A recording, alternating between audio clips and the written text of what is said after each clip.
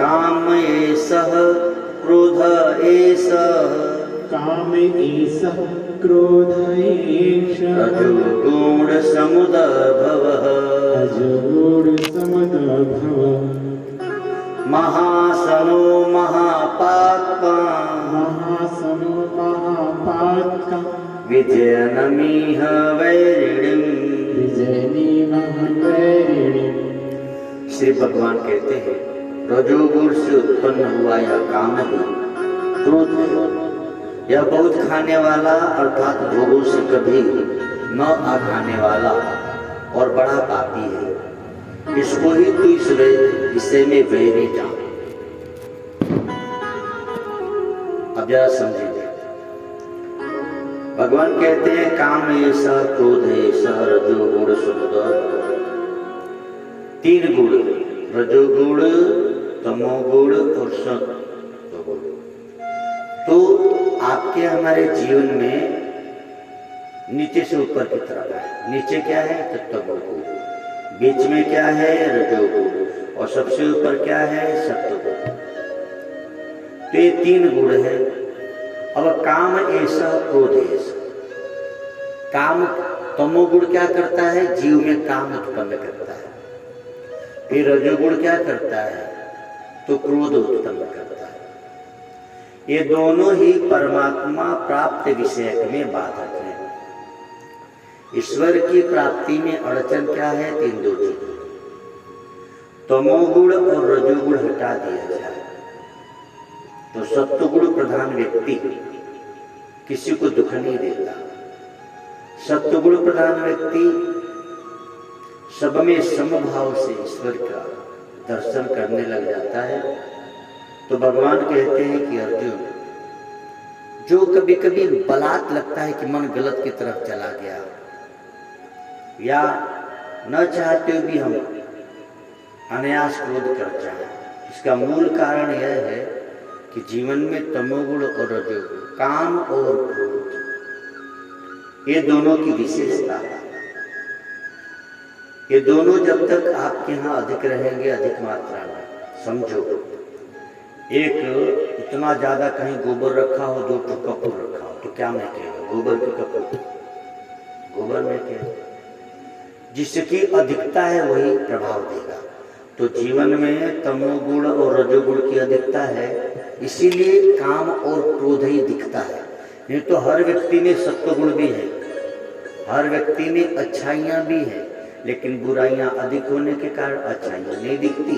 और जो संत महापुरुष भक्त शिष्य जो भी कहिए, पूजन करने वाला, जप करने वाला, विधि विधान के द्वारा अपने दुर्गुणों को निकालता है और सत्वगुण को बढ़ाता है, तो उसकी अच्छाई दिखने लगती है। अच्छाई बुराई सब में है, गुण अवगुण सबके उर्वरण। जो लोग तमोगुण रजोगुणों को कम कर पाते हैं उनका सत्वगुण दिखता है, और जो सत्वगुण को दबा देते हैं, रजोगुण तमोगुण को बढ़ा लेते हैं, उनकी बुराई दिखती है समाज का। तो बुरे से बुरे व्यक्ति में भी अच्छाई है और अच्छे से अच्छे व्यक्ति में भी बुराई रहती है। लेकिन अच्छे व्यक्ति ने अपने को ईश्वर अथवा ईश्वर प्राप्त महापुरुष को सौंपा, तो उसकी बुराई दूर करने की जिम्मेदारी गुरुदेव ने संभाली, ईश्वर ने संभाली। जैसे दो तरह के बच्चे, एक आपने देखा होगा बंदर के बच्चे। बंदर का बच्चा अपनी माँ को पकड़ के रखता है और माँ इधर से उधर दौड़ते रहती है। और एक होता है बिल्ली का बच्चा। तो बिल्ली का बच्चा बिल्ली को पकड़ता है, वो उसको मुंह में दबाती है और इस घर से उस घर ले जाती है। तो ज्ञानी कैसा है?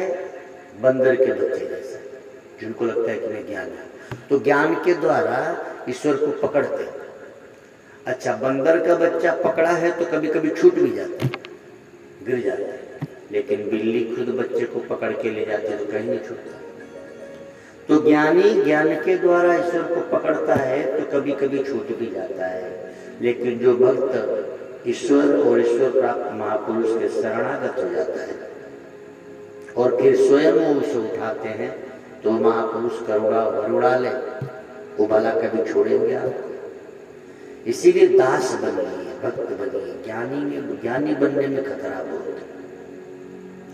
तो तो भगवान कहते हैं काम ऐसा, क्रोध ऐसा, रजोगुण समुद्र भव। इस ईश्वर प्राप्ति विषय में सबसे ज्यादा बाधक यही काम और क्रोध ही है।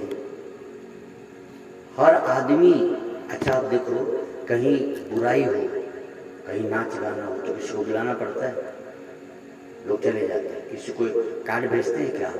नहीं। भागवत कथा हो तो लोगों को जाके अक्षत बांटा जाता है, कहा जाता है। अच्छा नाच गाना कहीं आता है तो थोड़ी कहा जाता है दुनिया भर से घूम के भैया नाच देखने आओ, नहीं, लेकिन लोग जाते हैं। क्यों? तमोगुण और रजोगुण ये ज्यादा है लोगों में, तो जो चीज जिधर ज्यादा है उधर की तरफ भागेगी। जिनमें रजोगुण तमोगुण ज्यादा है, तमोगुण ज्यादा है, रजोगुण ज्यादा है, तो दारू पीने के लिए जाएगा बिना बुलाए। बिना बुलाए नाच देखने चला जाए। आप झगड़ा करो तो बिना बुलाए आपका झगड़ा देखने चला आएगा। जो पड़ोसी आपके झगड़ा में बिना बुलाए देखने आता है, उसी पड़ोसी को सत्यनारायण व्रत कथा करने के बुलाना जाना पड़ता है। ये आओ बहनी कथा हो, तब नहीं आएगा। सत्यनारायण की कथा है, पड़ोसन को जाके बुलाओ तो नहीं आएगी, लेकिन सास बहू लड़ जाओ बिना बुलाए चली आएगी। ये रजोगुण और तमोगुण की प्रधानता के लक्षण है। आदमी अनायास बिना बुलाए उन जगहों पे जाता है जहां नहीं जाना चाहिए, लेकिन जहां जाना चाहिए वहां बुलाने पे भी नहीं जाता। क्यों? तमोगुण रजोगुण अधिक है तो उसका सत्वगुण कम है। सत्वगुण कम का मतलब उसके द्वारा पुण्य कम हुआ, और पुण्य कम हुआ तो उसको सत्संग ठीक नहीं लगेगा। पुण्य पुंज बिनु मिले न संता। पुण्य के बिना संत मिलते नहीं, सत्संग मिलता नहीं। और कहीं होने भी लगा, समझो कोई आके हम जैसे लोग करने ही लगे, कोई कराने ही लगा, तो आप वहां पहुंचोगे नहीं, क्योंकि आपका सत्वगुण कम है, आपके पुण्य कम है, तो आप सत्संग में नहीं जा सकते। वही उसी गांव में नाच हो तो भले चले जाओ, झगड़ा देखने भले चले जाओ। अब सोचो आप, जितनी भीड़ कचहरी में होती है रोज, उतनी भीड़ मंदिर में होती है क्या? मंदिर में ही कचहरी हो तो वहां भीड़ नहीं रहेगी, लेकिन मंदिर कचहरी में भीड़ है। क्यों? लड़ने वाला ज्यादा है भाई। कचहरी में कौन जाता? झगड़ा ही करके तो पहुंचते। तो भगवान कहते हैं काम ऐसा, क्रोध ऐसा, रजोगुण समुद्र। आदमी भोजन से नहीं उगता, भोजन रोज चाहिए, भजन से उग जाता है। कहा रोज कथा सुनने जाए, हम तो भी सुन के ही आए। अच्छा, सत्संग से जिसका मन उब जाए उसका फिर पुण्य गया। रामचरित जी सुनत अघाही, रस विशेष जाना तिन न। ईश्वर की कथा सुनने से यदि मन उब गया अथवा लगे कि बहुत हो गया, बहुत हो गया मतलब अब कुछ भी नहीं हुआ आपके द्वारा। इसीलिए लगे मन न लगे, जैसे जब तक हम ठीक नहीं होते तो औषधि लेते हैं भाई। बीमार है तो दवा तब तक लेते हैं जब तक बीमारी पूरी ठीक न हो जाए। ऐसे ही सत्संग भी एक औषधि है। सत्संग तब तक जरूर करो जब तक सदा के लिए भव बाधा मिट न जाए। बीच में छोड़ देंगे तो फिर बात अटक जाएगी। जैसे अधूरी दवा छोड़ दो तो बीमारी पूरी खत्म नहीं होती, वैसे ही सतत सत्संग में नहीं लगे रहेंगे तो कुसंग का खतरा बना ही रहेगा। इसी संसार में संत भी हैं, शिष्य भी हैं, और साधु महात्मा भी हैं जो सत्संग में लगे हैं। कुसंग वाले भी हैं, दुष्ट भी हैं, कामी भी हैं, क्रोधी भी हैं, लोभी भी हैं। सब लोग इसी जगह तो हैं। हर आदमी अपने अपने मार्ग पे लगा है। देखना यह है कि मार्ग कौन सा है, श्रेयस है कि प्रेयस है, करणीय है कि अकरणीय है। एक संत रहते थे पहाड़ी पे। उनका एक शिष्य वो हाथ की डोलची में ठाकुर जी को रखा, छोटा सा गोपाल। एकादशी व्रत किसी कारण से नीचे उतरा था पहाड़ी पे, किसी बाबा के यहाँ मिलने गया। अब लौटने लगे तो लगा कि द्वादशी आरंभ हो गई है, पारणा करना जरूरी है। साधु बाबा के पास कुछ रहे तब एक हलवाई के दुकान पे गए, बोले भाई कुछ दे दो। तो बोले कि मैं व्रत खोलो, मैं व्रत का टाइम हो गया। अब वो सुनकर भी अनसुना कर दिया। शिष्य ने दोबारा कहा कि भैया कुछ दो, जरा सा मुख में डाल दो। फिर उसने अनसुना किया। तीसरी बार उससे रहा नहीं गया तो सोचा सुन नहीं रहा तो उनको एक बतासा उठा के मुंह में डाल दो, मेरा व्रत खुल गया, द्वादशी का पारण हो गया। इतने में उस हलवाई और उसके बेटे ने उसे मारना शुरू किया। तो साधु अपराध क्या है, एक छोटा सा बतासा लिया बस। जब मारने लगे तो अब वो क्या बोले बेचारा, एकादशी व्रत। कुछ लोगों ने आके छुड़ाया, एक शब्द उठ नहीं कहा, बस इतना कहा कि वाह प्रभु तेरी मर्जी। इतना कह के उठ के चल दिया। परिणाम क्या हुआ देखो, वो उठ के चला, कुछ दूर पहुंचा था और वहां पहाड़ी पे जो उसके गुरुजी बैठे थे वो उठ के खड़े हुए, खड़े होके चल पड़े। पीछे पीछे सारे शिष्य चले। ये पहाड़ी चढ़ रहा था और गुरुजी शिष्यों को लेकर पहाड़ी से उतर रहे थे। आकर गुरु ने इसे जोर से डांटा, मूर्ख कहीं का, तूने क्या कर दिया। शिष्य ने कहा गुरुजी मैंने तो कुछ नहीं किया। बोले उन दोनों ने तुझे मारा तो तुझे क्रोध भी नहीं आया तो कम से कम झूठ मूठ में एक गाली तो दे दिया होता। तूने सब ईश्वर पे छोड़ दिया, चल के देख क्या हुआ। कथा क्या है, घटित बात है। जैसे ही ये साधु वहां से आगे बढ़ा तो पहाड़ के लिए चला। बाप बेटे इसको पीटे, लोगों ने छुड़ाया, ये अपने गुरु के आश्रम की तरफ चला और शिष्य तो आश्रम की तरफ गुरु का ध्यान करते हुए चल पड़ा। जो हुआ सो हुआ। लेकिन यहाँ क्या हुआ, हलवाई का बेटा गया लकड़ी लाने के लिए और वहां काला नाग उसको डस दिया। जब वो चिल्लाया तो हलवाई कढ़ाई में उसने घी डाल रखा था, घी गरम कर रहा था। अब बच्चे को सर्प काटा तो उसको याद ही भूल गया कि घी गरम हो रहा होगा। अब पहले के जमाने में छप्पड़े घास के उसके बनते थे। घी जब बहुत अधिक गर्म हुआ तो आग लग गई उसकी छोटी सी दुकान और बेटा सर्प काटने से मर गया। तो संत ने आके अपने शिष्य को झापड़ मारा कि मूर्ख, तू थोड़ा बहुत भी कुछ कह दिया होता तो उनका पाप कट गया होता, तूने क्यों नहीं उन्हें डांटा। और परिणाम यह हुआ कि वो मारे। कहने का तात्पर्य यह है कि सत्वगुण संपन्न व्यक्ति यदि सब कुछ ईश्वर पर छोड़ दे तो ईश्वर जब दंड देते हैं तो उसमें आवाज नहीं होती ईश्वर की लाठी में, लेकिन दंड बहुत गंभीर होता है। सत्वगुण, रजोगुण, तमोगुण, ये तीन गुण से ही पूरा विश्व ओतप्रोत है। अब जिसमें जिसकी अधिकता है वह उस तरह का है। तमोगुण अधिक है तो आदमी को शराब मांस ज्यादा अच्छा लगता है। रजोगुण ज्यादा है तो उसको अच्छा कपड़ा पहनना, अच्छी गाड़ी में रहना, अच्छा घूमना खाना पीना अच्छा लगता है। वही व्यक्ति का जब सत्वगुण बढ़ता है तो तीर्थों में जाने लगता है, मंदिर में जाने लगता है। जब ये एक तमोगुण, रजोगुण, तमोगुण का ही खेल है। ये तीन गुण का ही खेल है। आप और हम में जौन सा गुण अधिक होता है उस तरह के हम हो जाते हैं। वही व्यक्ति कभी बहुत पूजा पाठ करता है, वही व्यक्ति देखो तो कभी नाच गाना करने लगता है, वही व्यक्ति देखो तो कभी झगड़ा करने लगता है। तो ये तीन गुण, जौन से गुण का जिसमें प्रभाव अधिक होता है वो आदमी उससे वैसा बन जाता है। अब आपको हमको ये ध्यान देना है कि शरीर में रजोगुण भी है, तमोगुण भी है और सत्वगुण भी है। काम विकार सताए तो तुरंत ध्यान करो कि तमोगुण बढ़ा है और मेरे में तमोगुण बढ़ा। शरीर तमोगुण के अनुसार व्यवहार अथवा चेष्टा कर रही है, लेकिन मैं इसका दृष्टा हूँ, मैं आत्मा हूँ। बस आपके अंदर विचार आते हैं तो भी आप ध्यान से देखो, उस विचार को देखने वाले आप उससे अलग हैं। आपके अंदर अच्छे विचार आए, बुरे विचार, कभी कभी हम कहते हैं मेरे मन में बड़े बुरे बुरे विचार आ रहे हैं। तो मन में बुरे विचार आ रहे हैं, आप उसको देख रहे हो तो उससे अलग हो ना। तो तुम कौन हो? तुम मन नहीं हो, तुम बुद्धि नहीं हो, तुम विचार नहीं हो, आप इन सब से परे हैं।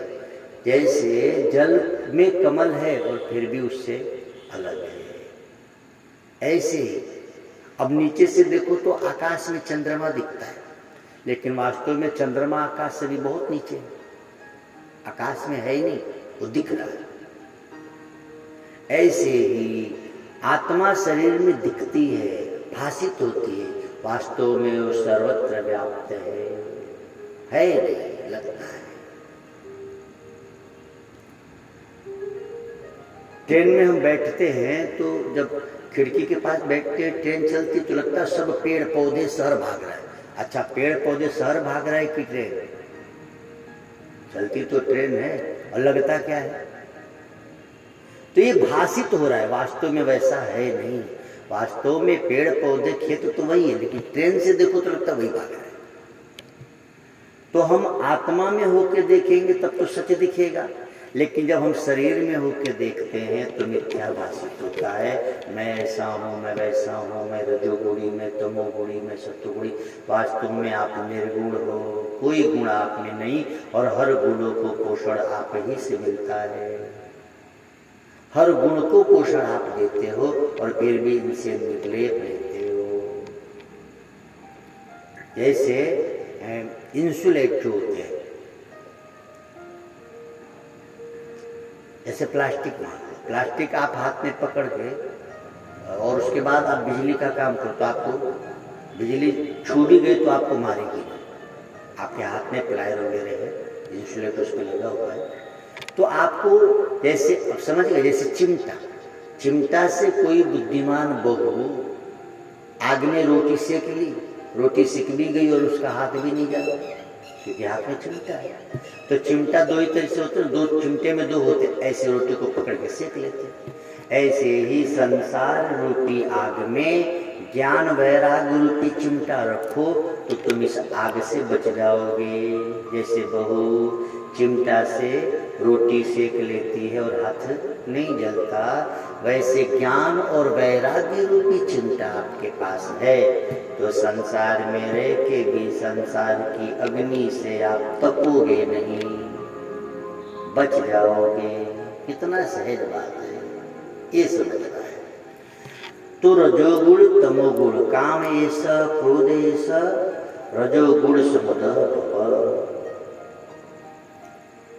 महासनो महापात्मा, यही है बहुत खा के भी आगाने वाला नहीं। जैसे देखो भोग भोगते भोगते शरीर चली गई, बुढ़ापा आ गया, लेकिन यदि सत्संग नहीं है, जीवन में जप ध्यान नहीं है तो वासना मिटी नहीं। तन सुखाई पिंजर किया धरे रैन दिन ध्यान, तुलसी मिटे न वासना बिना विचारे ज्ञान। खा खा के दांत टूट गए, लेकिन स्वाद लेने का मन गया क्या? नहीं। सुन सुन के देखो तो कान की सुनने की शक्ति चली गई, लेकिन आज भी हम अच्छे गीत सुनना चाहते हैं। देखते देखते आंखों की रोशनी चली गई, लेकिन आज भी हम देखना चाहते हैं, अच्छी फिल्में देख लें, अच्छा दृश्य देख लें। तो ये जो देखने की इच्छा, सुनने की इच्छा, खाने की इच्छा है, ये इच्छा ही हट जाए तो बस काम हो जाए। ये इच्छा ही दुख का कारण है। और ये सदा जो तक मान पुरी है जहर की, खाए सो मर जाए, चाह जो इसकी राखता वह भी अति दुख पाए। तो आप इच्छा न करो तो मान हो जाओ। ऐसे अनेक लोग दुनिया में जिनको हम जानते हैं, महान मानते हैं, वो ऐसे ही नहीं हो गए। हमारे आप जैसे वो नहीं थे, उन्होंने दुनिया में बहुत कष्ट से। अच्छा देखो, मूर्ति किसकी होती है? पत्थर की होती है ना, पत्थर की ही मूर्ति होती है, और पत्थर की एक चक्की भी होती है जो आटा पीसती, जो गेहूं पीसती है ना। ये चक्की जो चलाते हैं तो पत्थर की तो है, पत्थर की चक्की भी है, पत्थर की मूर्ति भी है ना। मूर्ति पूजी जा रही है, चक्की की पूजा कहाँ करता है? मूर्ति की पूजी जा रही है। मूर्ति ने कष्ट सहा, उसको मारा गया, तोड़ा गया, कितने लाखों छीनी हथौड़े लगे, तब तो वो मूर्ति बनी पत्थर से।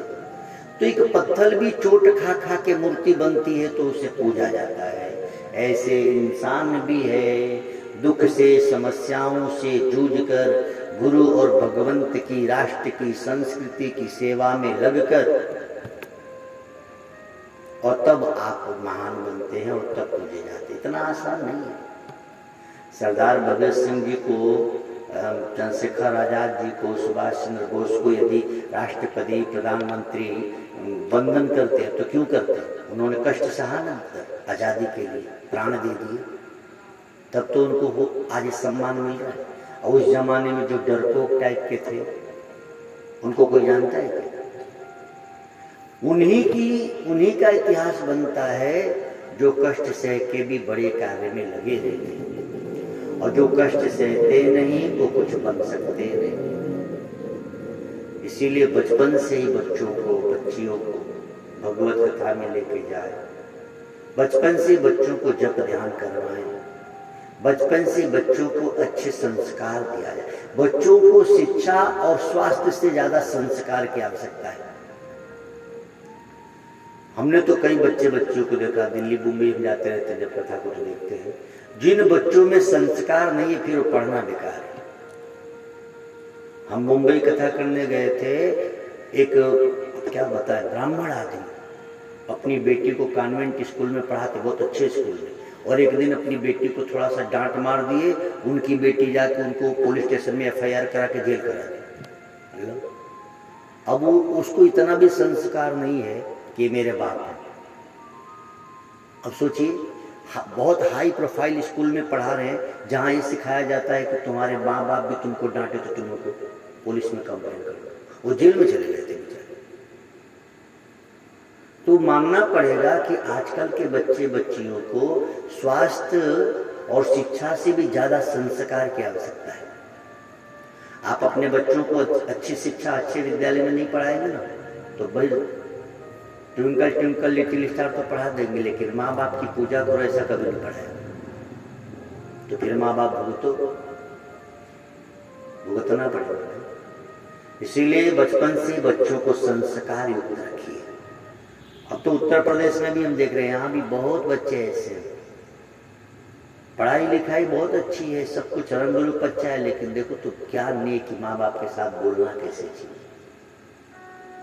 बात बात पे लड़ जाना, ये क्या संस्कार है? बात बात में झगड़ जाना माँ से बाप से, और माँ बाप भी वैसे। आपके हमारे जीवन में रजोगुण तमोगुण सत्वगुण, तो तमोगुण और रजोगुण और सत्वगुण है। अब ये तमोगुण रजोगुण को कम कैसे किया जाए? तीनों बराबर बराबर है। अब हमने किसको ज्यादा पोषण दिया?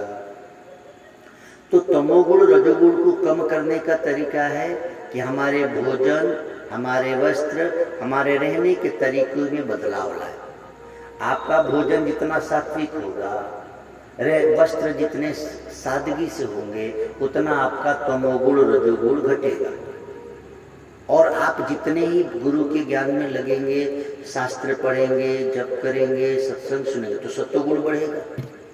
अब तमोगुण घटा, रजोगुण घटा और सत्वगुण बढ़ा तो आप महान हो गए, लेकिन सत्वगुण घटा, रजोगुण बढ़ा और तमोगुण बढ़ा तो आप शैतान हो गए। आदमी वही का वही है, एक इंसान है तो एक शैतान है, और एक भगवान है वही का वही। अब देखो ध्यान से, राम और रावण, राम जी और रावण जी का नाम देखा जाए तो दोनों एक ही राशि के हैं, लेकिन राम जी का नाम सब लेते हैं, रावण जी का कोई लेता है? कारण क्या है? एक ही राशि के दोनों लोग हैं। सेबरी और सुपर्णखा दोनों एक ही राशि के हैं ना, तो सेबरी नाम के आपको बहुत लोग मिलेंगे, वो कई बेटियों का नाम सेबरी होगा। सुपर्णखा नाम का कोई भोजपुर में है तो बताओ? अच्छा, किसी बेटी का नाम सुपर्णखा कोई रखेगा?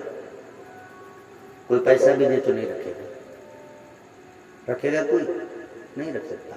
धृतराष्ट्र और ध्रुव एक ही राशि के हैं, लेकिन ध्रुव नाम के हजारों मिलेंगे, धृतराष्ट्र नाम का कोई मिलेगा? अच्छा, कोई अंधा भी हो तो सूरदास कहते, धृतराष्ट्र को तो झगड़ा कर लेगा। धृतराष्ट्र भी अंधे थे और सूरदास भी अंधे थे, लेकिन किसी अंधे व्यक्ति को सूरदास को तो उसको बुरा नहीं लगेगा, धृतराष्ट्र कह के देखो। कारण क्या है? एक ही राशि के हैं दोनों, एक ने सत्वगुण को बढ़ाया तो पूजे जा रहे हैं, और दूसरे ने रजोगुण तमोगुण को बढ़ाया तो आज भी उन पर थूका जा रहा है। हर साल रावण जी के पुतले को जलाया जाता है, और राम जी का नाम तो हर्ष में गाया जाता है, श्री रामचंद्र कृपाल भजन। तो रजोगुण, तमोगुण, सत्वगुण, ये श्लोक बहुत अच्छा है, ध्यान से समझ लो। आपको, हमको, हमारे आप में तीन ही गुण है, तमोगुण, रजोगुण, सत्वगुण। अब देखो तीनों गुण भगवान ने दिया वहां से, इसमें से समझो 3 पेड़ आपने लगाया, तो जिस पेड़ में पानी डालोगे वही तो बढ़ेगा, जिसमें नहीं डालोगे वो सूख जाएगा कि नहीं। तो आपको 3 पौधे भगवान ने भेजा है, देखे, तमोगुण, रजोगुण, सत्वगुण। तमोगुण क्या है? गंदी चीजों को खाना, कोई मांस खाने लग जाए, है ना, किसी की शरीर को देख के ललायत की तो बड़ी सुंदर, ये तो बड़ा सुंदर, तो इस तरह से इसको तमोगुण कहते हैं। किसी की बाहरी सौंदर्य पे आकर्षित होना, या मांस खा लेना, दारू पी लेना, नाच देखना, ये तमोगुण है।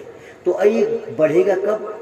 जब आप उस तरह का काम करेंगे। और घटेगा कब? जब उस तरफ ध्यान नहीं देंगे। जिस पेड़ को जल नहीं देंगे वो सूख जाएगा, जिसको जल दोगे वही तो बढ़ेगा। तो तमोगुण कब बढ़ता है? जब उस तरह के व्यक्ति के संग में आते हैं, डिस्को में जाने लग जाते हैं, बोले जल तो बहुत पिया, जरा दारू भी पी के देख लिया, दारू पी के देख लिया। एक आदमी को सर दर्द हो रहा था, तो अपने मित्र के यहाँ गया कि मेरा सिर दर्द हो रहा है, ठीक नहीं हो रहा है, मैंने थोड़ी दवा भी ली, तुझे कुछ जानता हो तो बता। बोले बहुत अच्छी दवा मेरे पास है। बोले क्या? बोले 1 पैक पी ले। बोले नालायक, मुझे सर दर्द है तो तू कह रहा है दारू पी ले, दारू पीने से क्या सर दर्द चला जाएगा? मित्र ने कहा क्यों नहीं जाएगा, दारू पीने से मेरी खेती चली गई, मेरा बगीचा चला गया, मेरी पत्नी चली गई, मेरी नौकरी चली गई, तो तेरा सर दर्द नहीं जाएगा? पी के देख ले। तो भैया दारू पीने से सही बात है, खेत बिक जाएगा, बगीचा बिक जाएगा, लेकिन सर दर्द तो नहीं जाएगा, वो तो दवा से जाएगा। तो आदमी की सोच ऐसी। अब तमोगुण कैसे बढ़ेगा? तो दारू पीने वाले के संग रहो। रजोगुण कैसे बढ़ेगा? नाच देखने वाले के संग रहो। मोबाइल सबके पास है, कुछ लोग उसमें समाचार देखते रहते हैं, कुछ लोग फिल्म देखते रहते हैं, कुछ लोग गंदी चीजें देखते हैं, और बहुत विद्यार्थी उससे पढ़ाई भी तो कर रहे हैं। मोबाइल वही है। तो जैसे एक ही मोबाइल में हर प्रकार की चीजें आती हैं, वैसे समझ लो शरीर आपकी मोबाइल है। जय सिया राम। अब इसमें कौन सा आप देख रहे हो? बुरे विचार आए तो तुरंत, जैसे कोई बुरी चीज आती है तो हम कैसे मोबाइल से उसको हटा देते, आगे बढ़ जाते, अच्छी चीज देखने लगते हैं। ऐसे ही शरीर में जब बुराई आए तो समझो तमोगुण आया, इसको हटाओ, आगे अच्छी चीज को देखो। नाचने गाने की फालतू विचार आए तो समझो रजोगुण आया। और जब पढ़ने के विचार आए, भजन सुनने के विचार आए, जप ध्यान के विचार आए तो उसको रोको, बोला ए सही है। कुछ दिन तक नाच गा के अच्छे बन सकते हैं आप, लेकिन सदा तो नहीं हो सकता ऐसे ना। सदैव संसार आपको तभी स्मरण करेगा जब आप सत्व गुण में जीवन व्यतीत करके संसार से निज स्वधाम को पधारेंगे। नहीं तो बाकी तो ऐसे रह जाओगे भैया। तो हमको ये ध्यान देना है कि हमारे अंदर गुण कौन सा है। आपके अंदर सत्व गुण है तो यहाँ बैठे हो, अभी तमोगुण हो जाएगा तो नहीं बैठोगे, रजोगुण हो जाएगा तो नहीं बैठोगे। सत्व गुण जब बढ़ता है तब हम सत्संग में पहुंचते हैं, नहीं तो जा नहीं सकते, संभव ही नहीं है। तो सत्व गुण, रजोगुण, तमोगुण